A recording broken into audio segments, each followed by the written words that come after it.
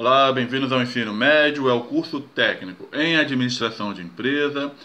Eu sou o professor André Luiz Menezes, a nossa disciplina é Trabalho de Conclusão de Curso, TCC.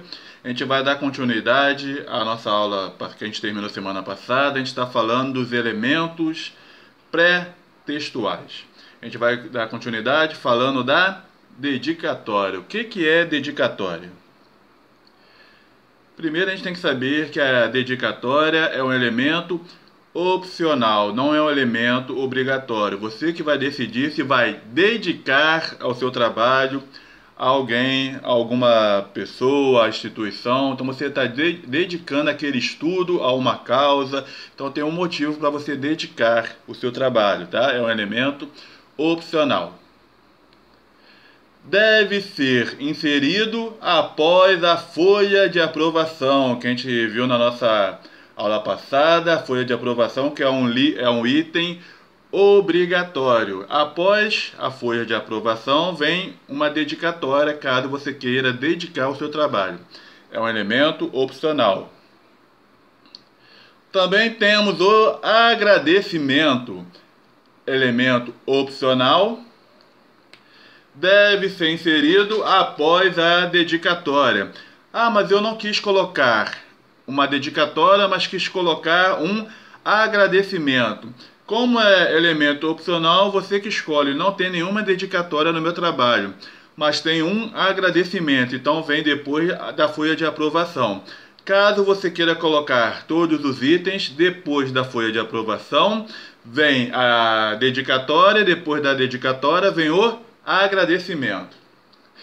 Dedico o meu trabalho, aí você vai lá e fala para quem que você dedicou. Agradecer, quero agradecer. Aí você vai falar as pessoas que você quer agradecer, que te ajudou ou a concluir aquele trabalho, ou a chegar até esse momento. Então tá, elemento opcional, você vai agradecer, tá?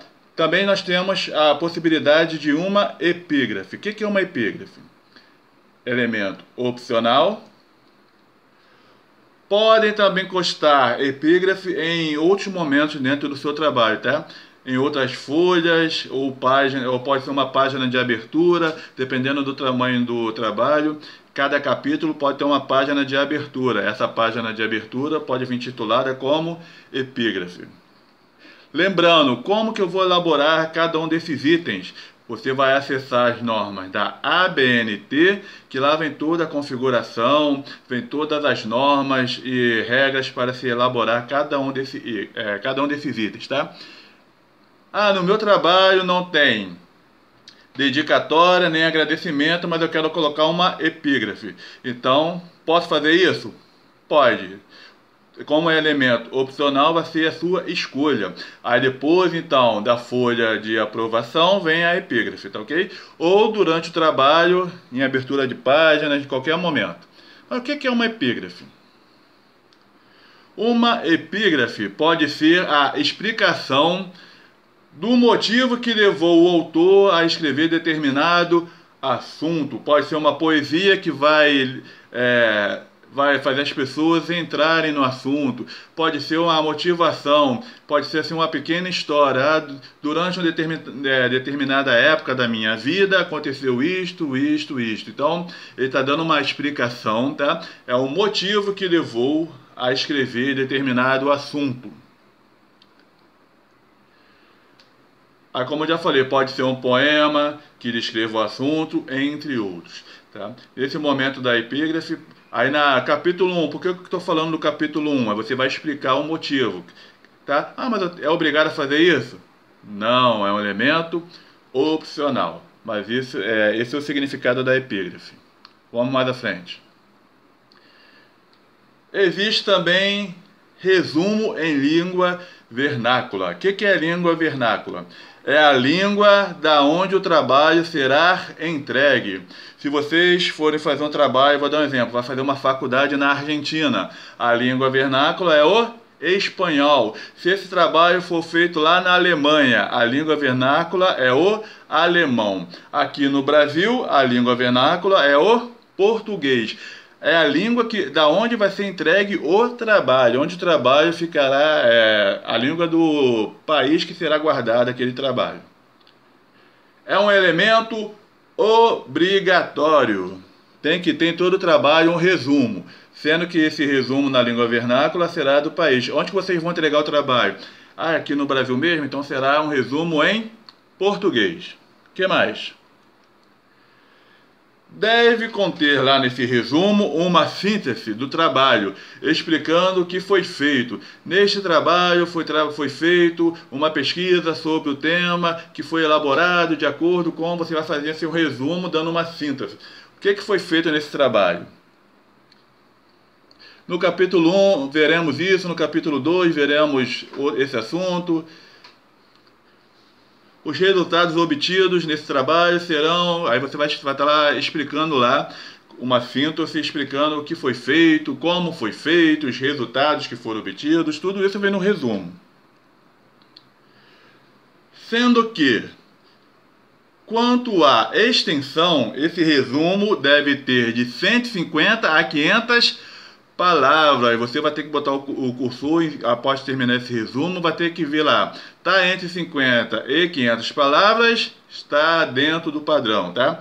Não pode ter 139 palavras? Não. Pode ter 570 palavras? Não. Tem que estar entre 150 e 500 palavras. Ah, o meu resumo só tem 150 palavras. Ok, está de acordo com as normas.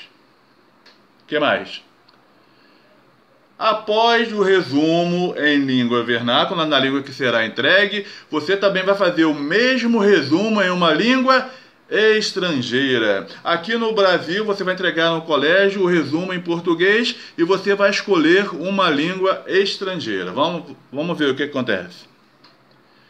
Também é obrigatório, tá? Vai ser obrigatório entregar em português em uma língua estrangeira.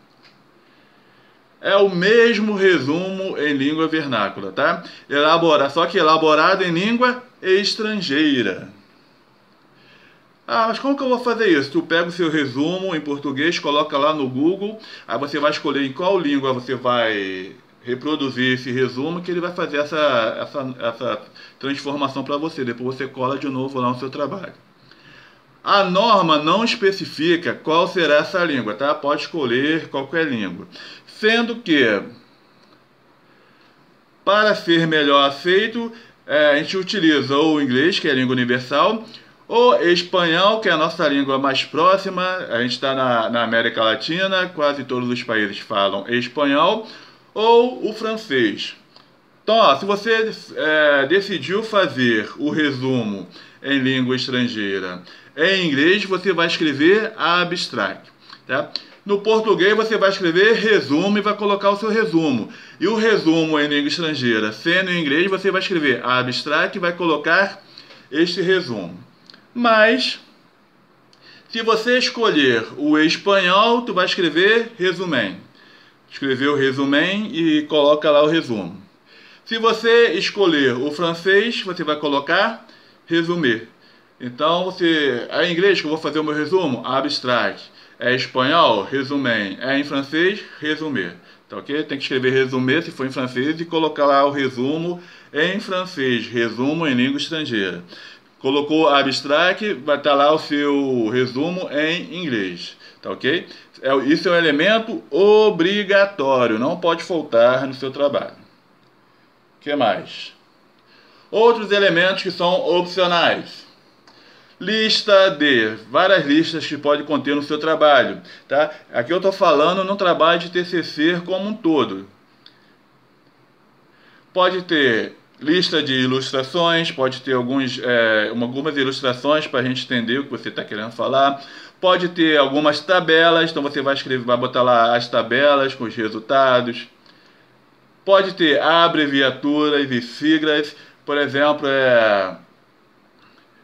trabalho de conclusão de curso, aí você vai botar lá a sigla TCC. Então a gente já sabe que toda vez que tiver escrito TCC é o trabalho de conclusão de curso. Caso você utilize TCC, tem que estar lá numa lista falando que você vai utilizar esta sigla. Senão você vai ter que escrever trabalho de conclusão de curso durante o trabalho, tá ok?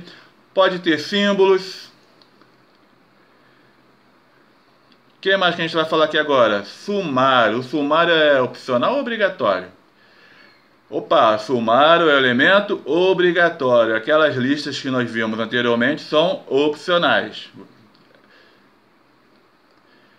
No sumário, o que acontece? É a enumeração das divisões, seções e outras partes de uma publicação. Lá no sumário tem capítulo 1, na página tal, vai estar falando sobre esse assunto. Capítulo 2, na página tal, fala sobre esse assunto. Então vai estar tudo lá, o que está sendo falado e a página que eu encontro. É só o título e a página, tá ok? É no sumário. Você pode ver num livro que existe sumário. Aí você quer buscar algum tema dentro de um livro. Você vai no sumário e vai ver em qual página que está aquele tema. Na mesma ordem da grafia em que a matéria, em que foi escrito, né, o trabalho. Então, capítulo 1 vai estar lá. Não pode, assim, como o sumário não pode estar misturado. Começa pelo capítulo 7, depois vai para o capítulo 1, depois... Não, é na mesma ordem que está escrito o trabalho. Para a pessoa já estar organizado o sumário, a pessoa já vai na página certa. As seções devem ser numeradas em algarismos arábicos. 1, 2, 3, 4, tá? Algarismos arábicos.